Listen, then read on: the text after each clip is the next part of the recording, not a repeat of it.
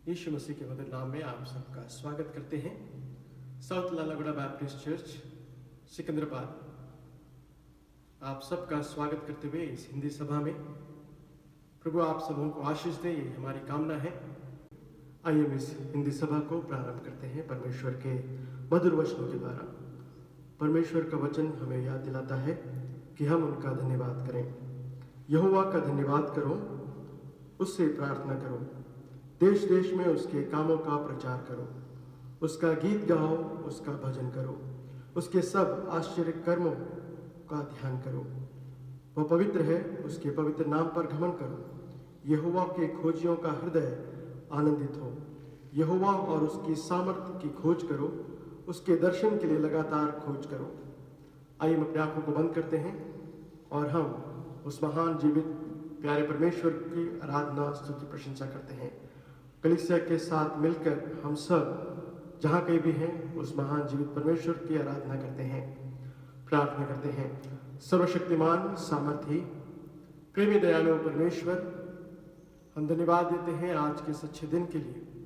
हाँ प्रभु जी, इस पुनरुत्थान के दिन एक बार फिर से आपके पवित्र आसन में इकट्ठे होकर आत्मा और सच्चाई से आपकी आराधना स्तुति प्रशंसा करने के लिए आपने हमें जीवितों के मध्य रखा, धन्यवाद देते हैं।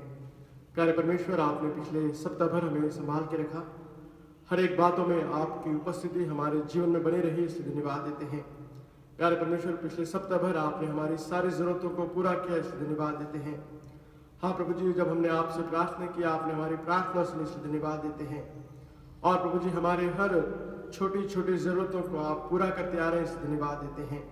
पिता परमेश्वर, हम धन्यवाद देते हैं हमारे कलीसिया के लिए, कलीसिया के पासवानों के लिए, उनके परिवारों के लिए हम धन्यवाद देते हैं। कलीसिया के अधिकारियों के लिए, उनके सारे परिवारों के लिए। प्यारे परमेश्वर, इस प्रकार कलीसिया के हर एक सदस्य के लिए हम धन्यवाद देते हैं। उनके जीवन के द्वारा आपके नाम की महिमा होने के लिए सहायता कीजिए। प्यारे परमेश्वर, आपने हमारे कलीसिया के हर एक सदस्यों को, चाहे छोटे हों या बड़े हों, हर उम्र के लोगों को प्रभु जी आपने सुरक्षित तंदुरुस्त रखा, इससे धन्यवाद देते हैं। पिता परमेश्वर, इस कोरोना वायरस के इस त्रासदी के बीच में प्रभु जी आप अपने बच्चों को आपने सुरक्षित रखा, उनके मनों में आपने जो आशा और उमंग को रखी, इससे धन्यवाद देते हैं। आज दुनिया में कई लोग निराश और हताश हैं, परंतु ऐसे परिस्थितियों में प्रभु जी आपने अपने बच्चों के जीवन में उस आशा और उमंग को आपने बना के रखा है, इससे धन्यवाद देते हैं। पिता परमेश्वर, हमारे देश के लिए हम धन्यवाद देते हैं। हमारे देश में प्रभु जी कोरोना वायरस से बहुत सारे लोग जो है ग्रसित नहीं हो पाए हैं, इससे धन्यवाद देते हैं। जितने लोग कोरोना वायरस से बीमार हैं प्रभु जी, उन सब के लिए हम प्रार्थना करते हैं।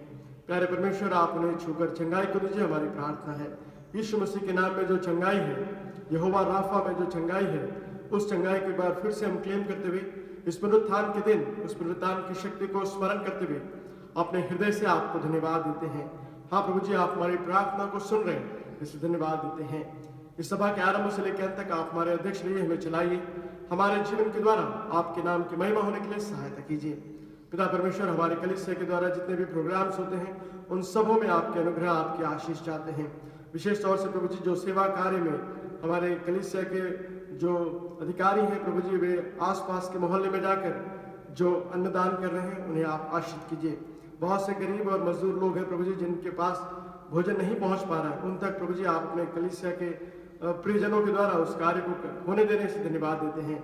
उस कार्य के लिए जो भी धन की जरूरत है उसके लिए हम आपसे प्रार्थना करते हैं, उसे भी आप पूरा करके दीजिए, ताकि प्रभु जी डोनर सामने आकर इस कार्य में आगे बढ़ सके और प्रभु जी इस कार्य को सफल बना सके, जिसके द्वारा आपके नाम की महिमा हो सके। और कोई भी हमारे आसपास जो कलीसिया के चारों तरफ रहते हैं प्रभु जी, जो गरीब और तकलीफ में हैं, उन तक ये भोजन पहुंचने के लिए आप सहायता कीजिए। विशेष तौर से प्रभु जी आत्मिक भोजन के लिए हम प्रार्थना करते हैं। प्रभु जी हमारे संग रह के हमें आपने पिछले सप्ताह भर आपके वचन के द्वारा हम सबको आत्मिक रूप से आपने आनंद किया, इससे धन्यवाद देते हैं। आज के दिन भी आपके वचन के द्वारा आप हमसे बोलेंगे और बातचीत करेंगे। इसी विश्वास और आशा के साथ जब यहाँ थोड़ा समय को बिताते हैं, इस समय को आप आशीष कीजिए। हम सबों को आपके हाथों में समर्पित करते हुए जो भी आपके वचन को सुन रहे वे सब आशीष हो, यही हमारी प्रार्थना है। पिता परमेश्वर, हम धन्यवाद देते हैं आपके इकलौते बेटे हमारे उद्धारकर्ता यीशु मसीह के लिए, जिन्होंने हम सब के बदले उस कलवरी के क्रॉस पर अपने आप को बलिदान होने के लिए सौंप दिए, मारे गए, गाड़े गए और तीसरे दिन जी उठे। उनके पुनरुत्थान के शक्ति को एक बार फिर से हम अनुभव करते हुए आपके मधुर वचनों को ध्यान मनन करने के लिए आपने हमें जीवितों के मध्य रखा, धन्यवाद देते हैं।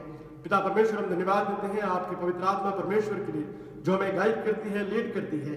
और हमारे जीवन में जब हम निरुत्साह होते हैं तो आपके वचन के द्वारा हमें उत्साहित करते हुए, एक बार फिर से आपकी ओर ताकते हुए, आपके दोबारा आगमन तक एक कलीसिया के रूप में आपको हम धन्यवाद देने का योग्यता आपने हम सबके जीवन में प्रदान किया। इसे धन्यवाद देते हुए इस प्रार्थना को आपके बलवंत हाथों में समर्पित करते हुए यीशु मसीह के मधुर नाम से इस प्रार्थना को मांगते हैं, आमीन।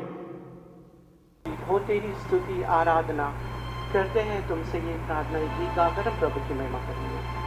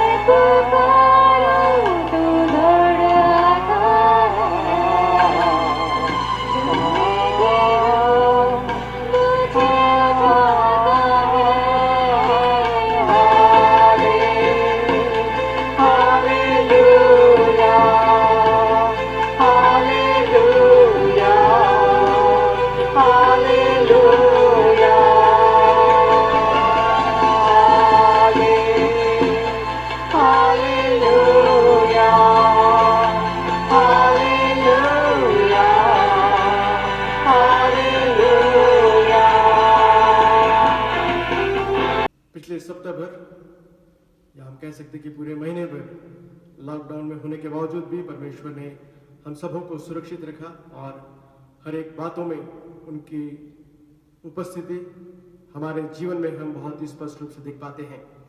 कई लोग हैं जो उदास और निराश हैं, कई लोग हैं जिनके पास खाने के लिए भोजन नहीं, रहने के लिए घर नहीं है, परंतु हम धन्यवाद देते हैं कि परमेश्वर ने अपने प्रिय लोगों को किसी भी अच्छी चीज़ों से वंचित नहीं रखे हैं। हर चीज़ों से उन्होंने तृप्त रखते हुए आज के दिन तक हम सबों को उन्होंने सुरक्षित रखा। इसलिए हम जीवित परमेश्वर का धन्यवाद देते हैं, परमपिता परमेश्वर का धन्यवाद देते हैं। और इस हिंदी सभा में जितने भाई बहन इस आवाज को सुन रहे हैं उन सबों को प्रभु आशीष दे, ये हमारी प्रार्थना और आशा है। आइए हम थोड़ा समय परमेश्वर के वचन की ओर अपने ध्यान को आकर्षित करते हैं। आज जो भाग मैंने चुना है वो बहुत ही उम्दा एक भाग है जो हम सब अपने जीवन में कई बार सुनते आए हैं। जैसे कि हम सब जानते हैं कि पिछले सप्ताह में हमने जो है यीशु मसीह के पुनरुत्थान को हमने सब अपने जीवन में कलीसियाओं में हमने मनाया है और उस पुनरुत्थान को की शक्ति को हम सब ने अपने जीवन में अनुभव किया है। और हम सब जानते हैं कि यीशु मसीह जो है वो पुनरुत्थान हुए हैं। हालांकि बहुत से लोग इस बात को विश्वास नहीं करते हैं, परंतु हम जानते हैं कि यीशु मसीह जो है एक ऐतिहासिक रूप से उन्होंने उस पुनरुत्थान को जो है लोगों को दिखाया है। और यीशु मसीह जो है इस पुनरुत्थान को एक या दो जगह नहीं, परंतु करीब करीब 40 दिन तक अपने शिष्यों के साथ रहकर उन्होंने अलग अलग परिस्थितियों में अपने जीवित होने के उस सबूत को उन सबको बताते हुए उनके विश्वास को बढ़ाया है। और 40 दिन तक वे उनके साथ रहकर जो है उन्होंने उनके हृदय को जो दुख और तकलीफ में थे उन्होंने सांत्वना दी, और साथ ही साथ वे लोग यीशु मसीह के पुनरुत्थान पर विश्वास करने का अनुभव भी उन्होंने अपने जीवन में अनुभव किया है। तो प्यारे दोस्तों, आज उस पुनरुत्थान के समय में यीशु मसीह ने पुनरुत्थान के बाद किस प्रकार अपने शिष्यों के साथ मिले, किस प्रकार उनसे बातें की, उन सारी बातों को आज हम सीखने की कोशिश करेंगे। सो पुनरुत्थान के बाद यीशु मसीह का जो अपने शिष्यों के साथ या बहनों के साथ या माता के साथ या अलग अलग लोगों के साथ उन्होंने जो वार्तालाप किया है उसे हम सीखने की कोशिश करेंगे। तो इसलिए मैंने जो हेडिंग दिया है वो ये है कि यीशु मसीह के वो 7 शब्द जो उन्होंने पुनरुत्थान के बाद कहा था। जैसे कि हम सब विश्वास करते हैं और हम सब ने गुड फ्राइडे के दिन यीशु मसीह के क्रूस पर जो 7 शब्द हैं उसका ध्यान मनन किए हैं, ठीक वैसे ही यीशु मसीह पुनरुत्थान होने के बाद भी कई बातों को उन्होंने कहा है। उसमें से 7 महत्वपूर्ण बातों को मैं आपके साथ बांटना चाहूंगा। 7 words after resurrection of Jesus Christ. और इस बात को अगर हम सीखना चाहें तो बहुत ही आसान है। आप मत्ती रचित सुसमाचार उसके आखिरी अध्याय में चले जाइए 28 चैप्टर में, और साथ ही साथ मरकुस रचित सुसमाचार उसके आखिरी अध्याय में चले जाइए। उसी प्रकार लूका रचित सुसमाचार उसके 24वें अध्याय में चले जाइए, या यूहन्ना रचित सुसमाचार उसके 20 और 21वें अध्याय में अगर हम पढ़ेंगे तो यीशु मसीह के पुनरुत्थान के बाद जो भी घटनाएं घटी है या यीशु मसीह ने जिस प्रकार लोगों से मिले हैं, जो बातें किए हैं, उन सब का वर्णन हम बहुत ही अच्छे रूप से देख सकते हैं। तो आइए हम एक एक करके 7 बातों को हम सीखने की कोशिश करेंगे। यीशु का पुनरुत्थान जो है वो ऐतिहासिक है, जो भविष्यवाणी को पूरा करने वाली है, और साथ ही साथ ये बातें जो है यीशु मसीह आज के दिन तक जीवित है इसका प्रमाण है। तो आइए हम पहले बात को हम सीखने की कोशिश करेंगे। मेरे साथ मिलकर मत्ती रचित सुसमाचार उसके 28वें अध्याय में आइए।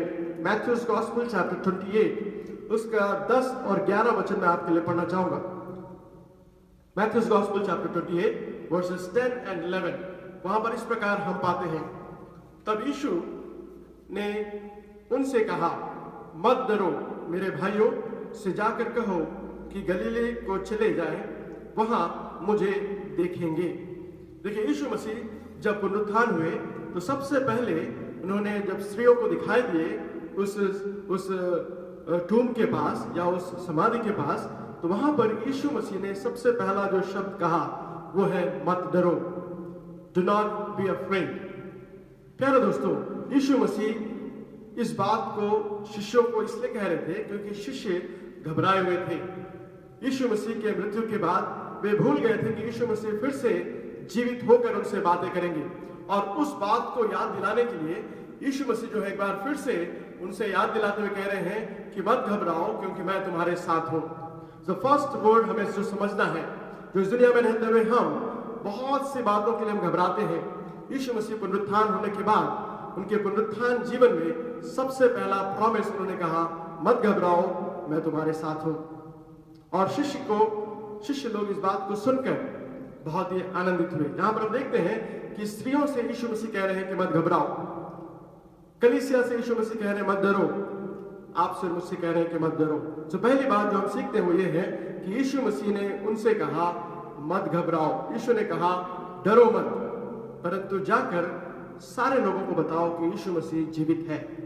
और यही हमारी आशा है, यही हमारी उम्मीद है, और यही हमारे जीवन को हर पल जीने का आशा दिलाता है कि हमारा यीशु मसीह जीवित है और वो हमसे कह रहा है कि मत डरो।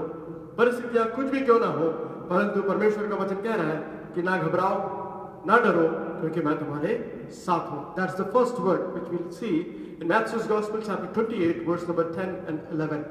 तो पहली बात हम सब ने सीखा कि यीशु मसीह आपसे मुझसे कह रहे हैं कि मत घबराओ। आज बहुत सारे लोग डरे हुए हैं, शायद इसलिए डरे हुए हैं कि यीशु मसीह का दोबारा आगमन क्यों नहीं हो रहा है, या शायद इसलिए घबराए हुए हैं कि हम इस वायरस से शायद हम इस दुनिया को छोड़ जाएंगे, या कुछ लोग इसलिए घबराए हुए हैं कि आर्थिक परिस्थितियां क्या होंगी, या कुछ लोग इसलिए घबराए हुए हैं कि अगर हम बीमार हो जाए तो हमें दवाइयां कहां से मिलेंगी। इन सारी बातों के घबराहट को छोड़कर यीशु मसीह के उस शब्द को हमें स्मरण करना है जहां वो कह रहे हैं कि मत घबराओ। तो प्यारे दोस्तों, मत डरो, ये यीशु मसीह के शब्द हैं जो उन्होंने पुनरुत्थान के बाद आपसे और मुझसे, कलीसिया से व्यक्तिगत रूप से वो कह रहे हैं। सो इस पुनरुत्थान के दिन एक बार फिर से हम याद रखें जो यीशु मसीह कह रहे हैं कि मत डरो। क्या आपके मन में कोई डर है? तो प्यारे दोस्तों, उसे दूर करिए, क्योंकि यीशु मसीह कह रहे हैं मत डरो। दूसरी बात, उसी मत्ती रचित सुसमाचार उसके 28वें अध्याय में उसके 18 वर्ष को हम पढ़ते हैं। Second important thing we see in Matthew's gospel chapter 28 verse number 18। वहां पर इस प्रकार हम पाते हैं, यीशु ने उनके पास आकर कहा, स्वर्ग और पृथ्वी का सारा अधिकार मुझे दिया गया है, इसलिए तुम जाओ, सब जातियों के लोगों को चेला बनाओ और उन्हें पिता, पुत्र और पवित्र आत्मा के नाम से बपतिस्मा दो और उन्हें सब बातें जो मैंने तुम्हें आज्ञा दी है मानना सिखाओ, और देखो जगत के अंत तक मैं तुम्हारे संग हूं। दूसरी महत्वपूर्ण बात जो यीशु मसीह ने पुनरुत्थान के बाद कही है वो ये है, वो कह रहे हैं कि स्वर्ग और पृथ्वी का सारा अधिकार मुझे दिया गया है। प्यारे दोस्तों, जिस यीशु मसीह की आराधना हम करते हैं, जिस यहोवा परमेश्वर से हम प्रार्थना करते हैं, जिस पवित्र आत्मा परमेश्वर पर हम निर्भर है, वो पवित्र आत्मा परमेश्वर हमसे कह रहा है कि स्वर्ग और पृथ्वी का सारा अधिकार यीशु मसीह के हाथ में है। तो जिसके हाथ में सारा अधिकार है उसके अधीन हम हैं। हम उस यीशु मसीह के अधीन हैं जिसके पास स्वर्ग और पृथ्वी का सारा अधिकार है। और वो यीशु मसीह कह रहे हैं कि तुम जाओ और लोगों को अपना चेला बनाओ, उन्हें मेरी आज्ञा मानना सिखाओ, उनसे कहो कि देखो मैं जगत के अंत तक तुम्हारे संग हूं। सो दूसरी बात जो यीशु मसीह हमसे कह रहे हैं वो ये है कि हम जगत के अंत तक हमें घबराने की जरूरत नहीं है, क्योंकि जिसके पास अधिकार है, जिस यीशु मसीह के पास सारे पृथ्वी और स्वर्ग का अधिकार है, वो यीशु मसीह आज आपसे और मुझसे कह रहा है कि दुनिया के अंत तक मैं तुम्हारे साथ हूं, दुनिया के अंत तक मैं तुम्हारे साथ हूं। ये यीशु मसीह का दूसरा महत्वपूर्ण शब्द है जो उन्होंने पुनरुत्थान के बाद अपने शिष्यों के साथ, आपके साथ और मुझसे कह रहे हैं। वो कह रहे हैं कि देखो मैं दुनिया के अंत तक तुम्हारे साथ हूं। तो इस दुनिया के अंत तक जब यीशु मसीह हमारे साथ है तो हमें क्या करना है? पहली बात तो हमें घबराना नहीं है। तो दूसरी बात हमें क्या करना है, वहां लिखा है तुम लोगों को सिखाओ। हमें सिखाना है कि यीशु मसीह पर हम कैसे विश्वास करें। उन लोगों को ये बात बताना है कि वे घबराए ना, परंतु यीशु मसीह पर विश्वास करें, क्योंकि उनके पास सारे सृष्टि का अधिकार है, चाहे वो पृथ्वी पर की हो या स्वर्ग पर की हो। तो सारे अधिकार को रखने वाला यीशु मसीह वो एक बार फिर से हमसे कह रहा है कि ना घबराएं, ना चिंता करें, परंतु यीशु मसीह के जो बातें हमने सुनी है उसे हम विश्वास करें और उस बात को लोगों को सिखाएं और जाकर दुनिया के कोने कोने में उस यीशु मसीह का प्रचार करें, क्योंकि वो जल्दी आने वाला है और जो भी उस पर विश्वास करते हैं वे नाश नहीं होंगे परंतु अनंत जीवन पाएंगे। तो उस अनंत जीवन के लिए हमें प्रयास करने की जरूरत है। तो प्यारे दोस्तों, इस दुनिया में रहते हुए हमें घबराना नहीं है, परंतु हमें परमेश्वर के बातों को लोगों को सिखाना है। ये दूसरी बात है। तीसरी बात आइए हम देखते हैं जो मत्ती रचित सुसमाचार उसके 28वें अध्याय उसके 20वें वचन पाते हैं। वहां पर हम पाते हैं कि तो उन्हें सिखाओ, देखो जब तक दुनिया का अंत ना हो मैं तुम्हारे साथ हूं। सो दूसरी बात हमने देखा कि यीशु मसीह के पास सारी शक्ति है, स्वर्ग और पृथ्वी की सारा अधिकार यीशु मसीह के पास है। All power is given unto me in heaven and earth. इस बात को हमें समझना है। और तीसरा बात जो हमें समझना वो ये है कि हम जो यीशु मसीह को जानते हैं उनके अधिकारों को अधीन में रहते हुए जो बातें उन्होंने हमें सिखाई है उसे लोगों को सिखाना है, क्योंकि यीशु मसीह दुनिया के अंत तक आपके साथ और मेरे साथ हैं। प्यारे दोस्तों, ये तीन बातों को जो हम सीखते हैं, इन तीन बातों के साथ हमारे मन में ढाढ़स आना चाहिए, हमारे मन में वो आशा और उमंग रहनी चाहिए। अगर वो आशा और उमंग नहीं है तो हम भी शायद उन शिष्यों के समान हो जाएंगे जो यरूशलेम को छोड़कर वापस इमाउस को जा रहे थे। अगर आप लूका रचित सुसमाचार उसके 24वें अध्याय में आए तो वहां पर ये दो शिष्य जो हैं वे यीशु मसीह के सारी बातों को भूल गए। जो यीशु मसीह उनसे कह रहे थे उन सारी बातों को भूलकर वे यीशु मसीह की मृत्यु के बाद उदास और हताश होकर वे लोग जो हैं वे अपने अपने गांव में वापस लौट रहे थे।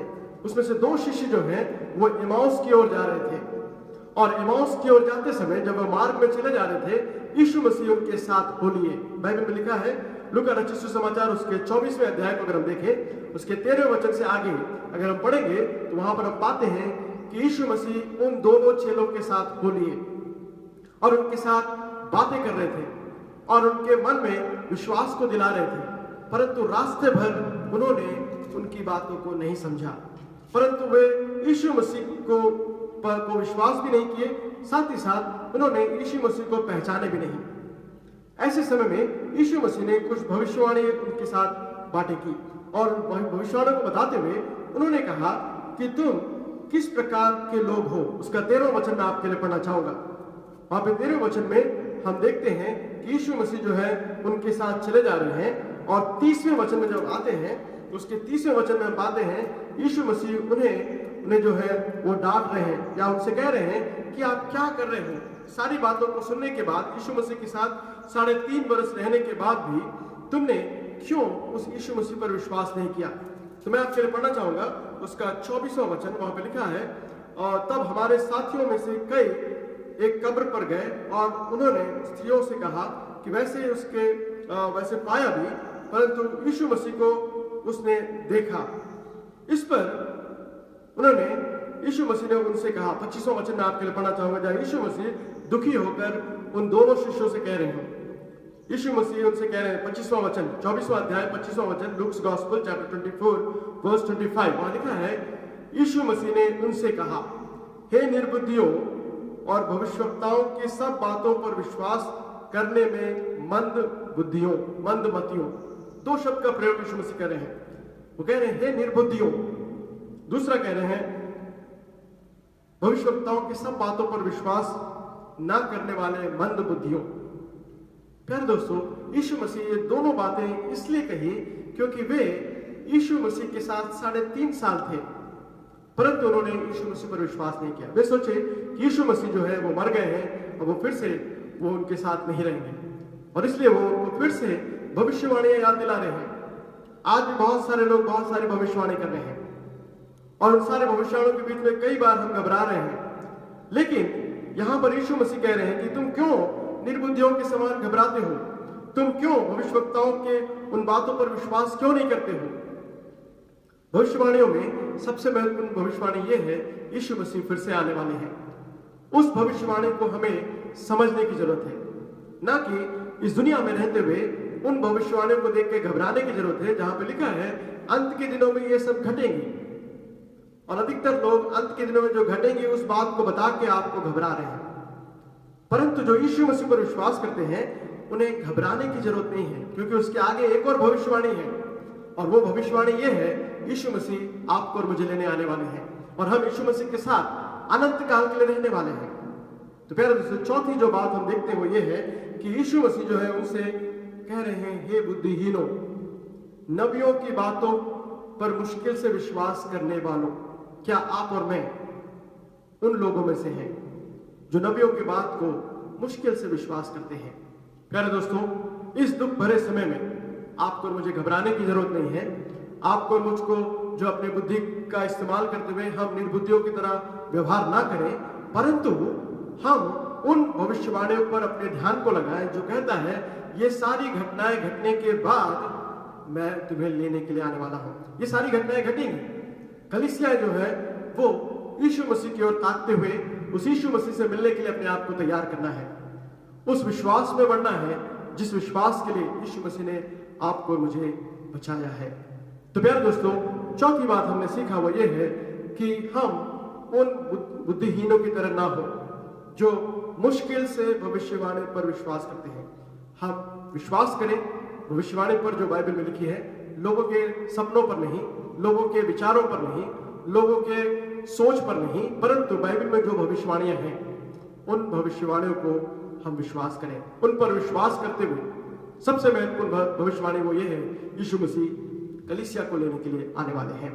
और अगर हम जानते हैं कि यीशु मसीह कलीसिया को लेने आने वाले हैं, तो हम इन परिस्थितियों में घबराएंगे नहीं और हम निर्बुद्धियों की तरह दूसरे अन्य भविष्यवाणियों को सुनकर हम जो है चिंतित ना होंगे, परंतु हम उत्साह के साथ अपने आप को तैयार करेंगे, क्योंकि यीशु मसीह जल्द आने वाले हैं और यीशु मसीह आपको और मुझे लेने के लिए जल्द आने वाले हैं। तो चौथा शब्द हमने सीखा वो लूका रचित सुसमाचार उसके 24वें अध्याय उसके 13वें वचन में। आइए 5वें वचन की ओर अपने ध्यान को आकर्षित करते हैं। 5वां वचन लूका रचित सुसमाचार उसके 24वें अध्याय उसके 36वें वचन में हम पाते हैं। Luke's gospel chapter 24 verse 36।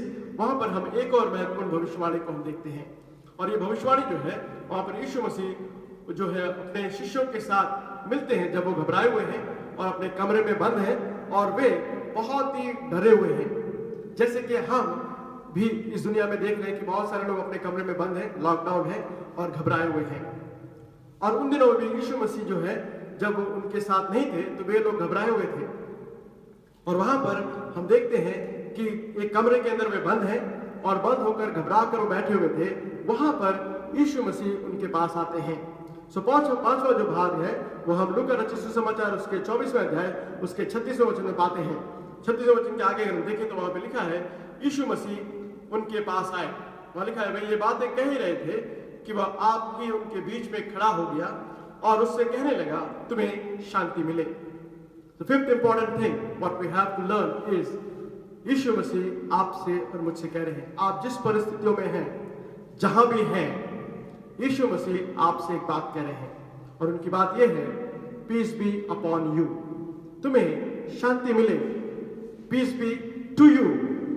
प्यारे दोस्तों, क्या आप अशांत हो? क्या आप सोच रहे हैं कि आप निर्बल हैं? यीशु मसीह कह रहे हैं, मैं तुम्हारे साथ हूं, मैं तुम्हें अपनी शांति देना चाहता हूं। यहां पर देखिए, यीशु मसीह के जो शिष्य थे वे सब अशांत थे। यीशु मसीह की मृत्यु के बाद वे घबराए हुए थे, वे सब लॉकडाउन में थे, वे सब घबराते हुए अपने आप को कि भविष्य के बारे में सोच रहे थे, और सोच रहे थे कि शायद हमारा भविष्य जो है वो पूरी तरह खत्म हो गया है। आज भी बहुत सारे लोग इकोनॉमिक्स के बारे में कह रहे हैं, अकाउंट्स के बारे में कह रहे हैं, भविष्य के बारे में कह रहे हैं, और बहुत सी बातों की चिंता कर रहे हैं, और हम सब घर में बंद हैं। हम सोच रहे हैं कि अब क्या होगा, लेकिन यहां पर परमेश्वर का वचन कहता है, उनके बीच में यीशु खड़ा हो गया। आपके जीवन में, आपके परिवार में यीशु मसीह खड़े हैं, और वो कहते हैं कि तुम्हें शांति मिले, तुम्हें शांति मिले।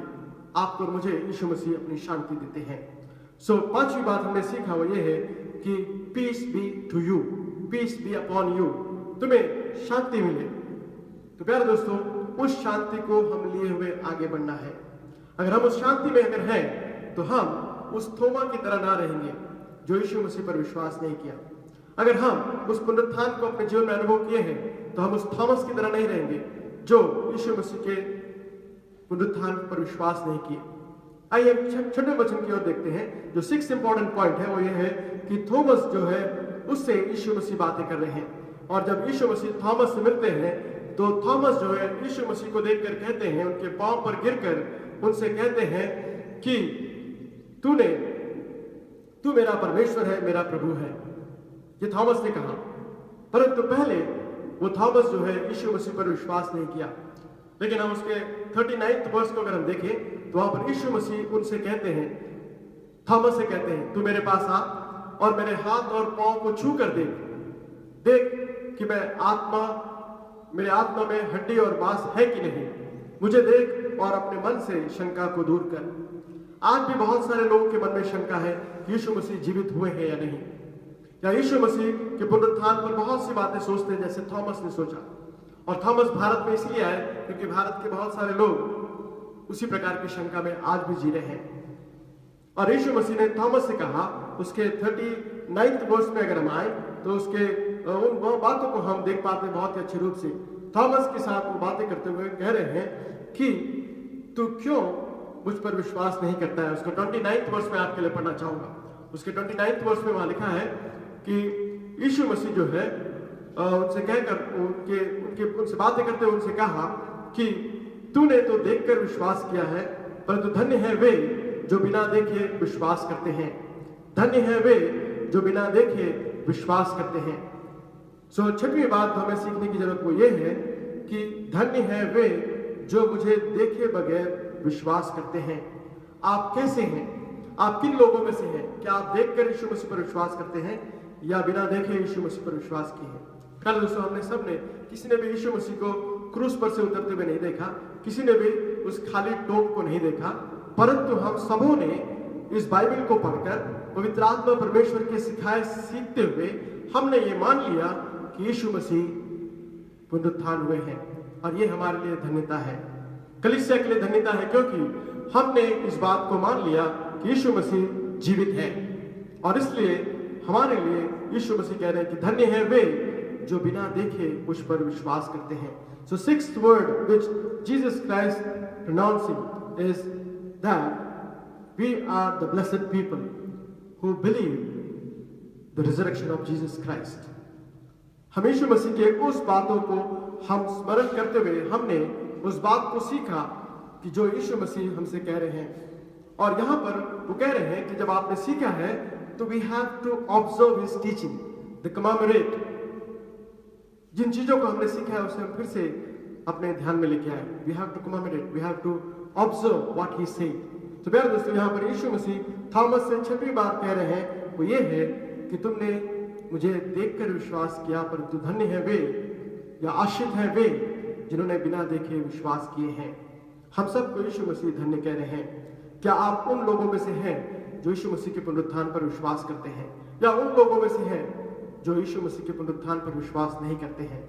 अगर आप यीशु मसीह के पुनरुत्थान पर आज भी विश्वास नहीं करते हैं तो यीशु मसीह एक बार फिर से आपको याद दिला रहे हैं, जिस प्रकार थोमा विश्वास नहीं किया, परंतु यीशु मसीह ने अपने छिदे हुए हाथों को दिखाकर उनसे कहा, छू कर देख कि मैं जीवित हूं। प्यारे दोस्तों, ये छठवीं बात हमने देखा है। आइए हम सातवीं बात को हम सीखकर हम समाप्त करेंगे। सातवां बात जो है यूहन्ना रचित सुसमाचार उसके 20 और 21वें अध्याय में हम पाते हैं। जॉन्स गॉस्पेल चैप्टर 20 and 21, उसके आखिरी भाग में हम यीशु मसीह के उन शब्दों को देखते हैं जो यीशु मसीह अपने शिष्यों के साथ कह रहे हैं। यहाँ पर यीशु मसीह जो है सातवीं बात जो है वो प्रेरित पतरस के साथ कह रहे हैं। और ये सातवां बात बहुत ही महत्वपूर्ण है। छठवां बात थोमा से कहा क्योंकि वो अविश्वासी था। सातवां बात यीशु मसीह पतरस से कह रहे हैं, वो उनको बहुत ही बड़ा एक रिस्पॉन्सिबल दे रहे हैं, एक रिस्पॉन्सिबिलिटी उनको दे रहे हैं, एक बहुत ही बड़ा काम उनको सौंप रहे हैं। और उस काम को सौंपते हुए यीशु मसीह जो है वहां पर बाइबल में लिखा है 21वें अध्याय में यीशु मसीह तीसरी बार उन्हें दिखाई दिए। Third time disciples saw him as a light. और इस तीसरी बार जब वो दिखाई दिए तो यीशु मसीह जो है पतरस और शिष्यों के साथ बात कर रहे हैं। मैं विशेष तौर से पतरस के साथ यीशु मसीह ने जो बात कहा वो मैं आपके ध्यान के आकर्षण में लाना चाहता हूँ। मैं चाहता हूं कि आप उस बात को सीखने की कोशिश करें। यीशु मसीह आपसे और मुझसे क्या चाहते हैं? यीशु मसीह ने पतरस से क्या कहा? 21वां अध्याय उसके 15 से 17 वचन अगर हम देखें तो वहां लिखा है, जब वे भोजन करने के बाद 15th वर्ष लिखा है, भोजन करने के बाद यीशु ने शमौन पतरस से कहा। देखिए यहाँ पर 15th वर्ष में लिखा है भोजन करने के बाद। ये भोजन करने के बाद शब्द मैं आपको ध्यान में दिलाना लाना चाहता हूँ। यीशु मसीह के मृत्यु के बाद यीशु मसीह के शिष्य कम से कम 6 से 7 शिष्य 50% शिष्य जो है वो फिर से भोजन के लिए मछली पकड़ने चले गए। और वहां पर वो तिबरियास की झील में थे और वहां पर वो मछली पकड़ रहे थे। रात भर उन्होंने मछली पकड़ा, कुछ भी नहीं मिला। वैसे समय में यीशु मसीह उनके पास आए, उन्होंने अपने हाथों से उनके लिए भोजन तैयार किया और उस भोजन को उन सबको खिलाने के बाद यीशु मसीह जो है उनसे बातें कर रहे हैं। पहले उन्हें भोजन दिया, उनको अपने हाथ से बनाया हुआ रोटी खिलाया और उन्हें मछली खिलाया। उसके बाद यीशु मसीह ने उनसे बातें करते हुए कहा, वहां लिखा है भोजन करने के बाद। तो ये भोजन था जो यीशु मसीह उनको शारीरिक रूप से पहले भोजन कराए। उसके बाद वहां लिखा है भोजन करने के बाद शमौन पतरस से कहा, हे शमौन यूहन्ना के पुत्र, क्या तू इन सब से बढ़कर मुझसे प्रेम करता है? That's what the word is। यीशु मसीह पतरस से कह रहे हैं, क्या तू मुझसे प्रेम रखता है? और हम जानते हैं कि 3 बार यीशु मसीह ने इस शब्द को कहा, इस प्रश्न को पूछा, और तीनों बार जो है शमौन जवाब दे रहे हैं कि हाँ प्रभु जी, तू तो जानता है कि मैं तुझसे प्रेम करता हूं। तो तो यीशु मसीह ने उन्हें एक बहुत बड़ा रिस्पॉन्सिबिलिटी सौंपा है, और वो रिस्पॉन्सिबिलिटी मैं आपको याद दिलाना चाहता हूँ। यीशु मसीह ने पतरस से कहा, मेरे भेड़ों को चराओ। 3 बार इस बात को दोहरा रहे, मेरे भेड़ों को चराओ, मेरे भेड़ों की रखवाली कर, मेरे भेड़ों को चराओ। प्यारे दोस्तों, आज मैं और आप जो जीवित हैं, जो मैं और आप यीशु मसीह पर विश्वास करते हैं, यीशु मसीह आपसे और मुझसे कह रहे हैं, इस विकट परिस्थितियों में यीशु मसीह आपसे और मुझसे कह रहे हैं, वो ये है कि तुम मेरे भेड़ों को चराओ, मेरे भेड़ों की रखवाली करो, मेरे भेड़ों की रखवाली करो। क्या आप और मैं तैयार हैं?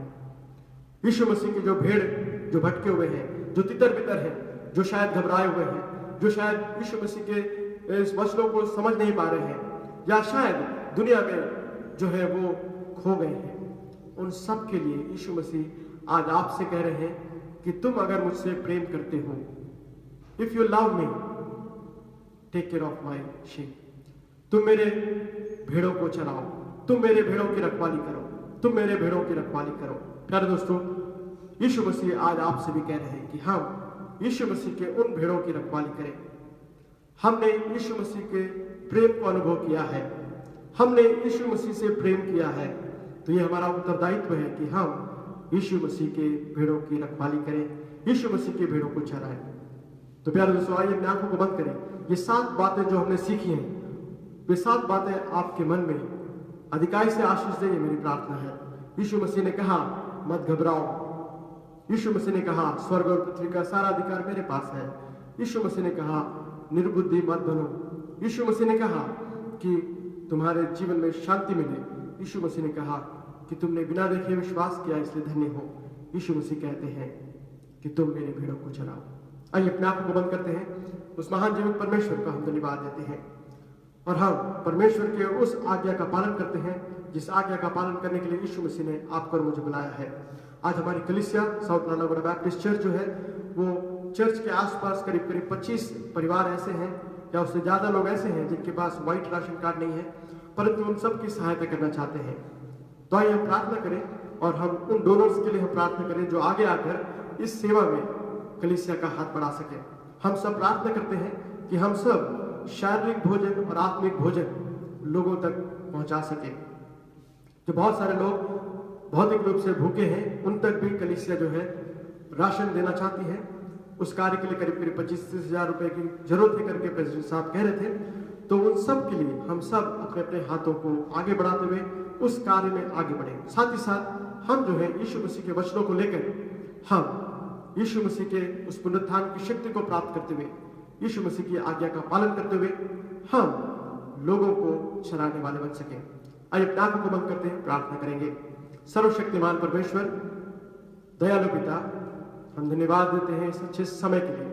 हाँ प्रभु जी, आपने हम सब से प्रेम करके आपने अपने पुनरुत्थान की शक्ति हमारे जीवन में आपने उड़ेल दिया, इसलिए धन्यवाद देते हैं। आपका वचन कहता है कि हम ना घबराएं। आपका वचन कहता है कि आपने हमें शांति दी है। आपका वचन कहता है कि हम जो है लोगों को जो भेड़ें जो भटकी हुई है उनको चराएं, उनकी रखवाली करें। खैर प्रभु जी, हमारे कलीसिया को आप आशीष दीजिए ताकि हम इस दुनिया में बहुत सारे लोग जो कोरोना वायरस से घबराए हुए हैं उनसे कह सकें कि मत घबराओ। उन सारे लोगों से के पास जाकर हम कह सकें कि आप इस दुनिया की आर्थिक व्यवस्था को देखकर ना घबराएं, परंतु यीशु मसीह पर विश्वास करें। जो लोग अशांत हैं, जो डिप्रेशन में हैं, जो बीमार हो रहे हैं, उनके लिए हम प्रार्थना करते हैं प्रभु जी, उनके जीवन में आपकी शांति चाहते हैं। जिस प्रकार आपने हम सबके जीवन में शांति को दी है, वो शांति उनके जीवन में भी आप प्रदान करके दीजिए, हमारी प्रार्थना है। हाँ प्रभु जी, हमारी कलीसिया के प्रेसिडेंट साहब और सारे ईसी मेंबर्स और सारे अधिकारी लोग मिलकर जो भी कलीसिया के आसपास के क्षेत्रों में समाज सेवा का कार्य कर रहे हैं, उन सबों को आप आशीष कीजिए। जो भी आर्थिक जरूरत है उसे आप स्वर्गीय भंडार को खोलकर पूरा करिए, ताकि प्रभु जी हम सब अपने जीवन के द्वारा आपके नाम की महिमा कर सके। विशेष तौर से प्रभु जी, आपके वचन को हम लोगों तक फैलाने के लिए सहायता कीजिए। पिता परमेश्वर, आपने वचन के द्वारा हमसे बातचीत की, इसलिए धन्यवाद देते हैं। प्यारे प्रभु जी, आने वाले शब्दों में आपके अनुग्रह चाहते हैं। अगर आपकी दोबारा आगमन में देरी होती है तो हम सब एक बार फिर से आपके वचन को सुनते हुए आपके नाम की बढ़ाई कर सके। हमारे कलीसिया में जितने भी बीमार और तकलीफ में हैं उन सबके लिए प्रार्थना करते हैं। प्यारे प्रभु जी, अपने छिदे हुए हाथों के द्वारा उन्हें छूकर चंगाई को दीजिए, ताकि वे अपने जीवन में आपकी शक्ति को अनुभव कर सके, आपके नाम की बढ़ाई कर सके। पिता परमेश्वर, हम सबों को आने वाले सप्ताह को आपके बलवंत हाथों में समर्पित करते हुए इस प्रार्थना को हमारे उद्धारकर्ता प्रभु यीशु मसीह के मधुर मीठे नाम से मांगते हैं, आमीन। अब हमारे पिता परमेश्वर का प्रेम, पुत्र परमेश्वर के अनुग्रह और पवित्र आत्मा परमेश्वर की सहभागिता अब से लेकर हमेशा हमेशा तक हम सबके साथ बनी रहने पाए, आमीन। Thank you, God bless you all.